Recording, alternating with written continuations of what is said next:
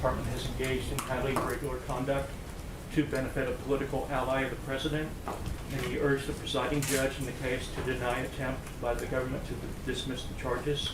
What is the White House reaction?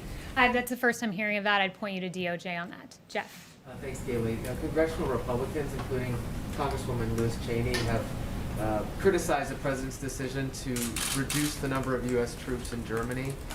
Some saying that it will embolden Russia if the United States does that.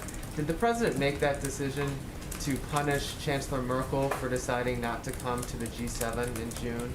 Look, I have no announcements on that front, and he never makes decisions to punish certain world leaders. He acts in the best interest of the United States. Just Yes. follow up on another issue on Kristen's with regard to the tweet. One of the things that the president said in his tweet was that the gentleman fell harder than he was pushed.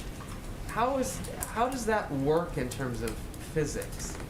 Look, the president raised several questions based on a report he saw. He has a right to ask those questions, and where he stands is squarely with law enforcement. He was making no judgments, not condoning violence, not saying what happened in this case with these two officers was right or wrong, but he's standing back and saying we need to ask questions before we destroy lives and convict people in the court of public opinion. Yes. Thanks, Kelly. Two questions on the economy. First of all, both the chair of the Federal Reserve and Steve Mnuchin said today the U.S. will definitely need another round of stimulus. How urgent is that for the president? I mean, how soon do we expect him to meet with Democrats to discuss the next legislation?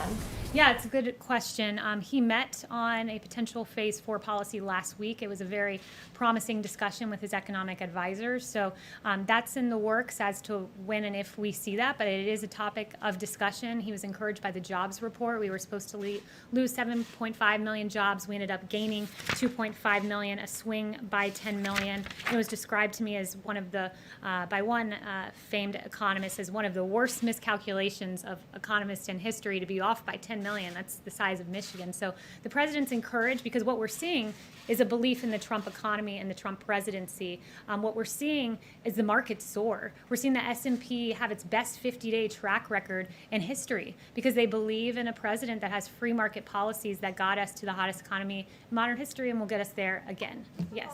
The Federal Reserve today offered a pretty grim economic outlook.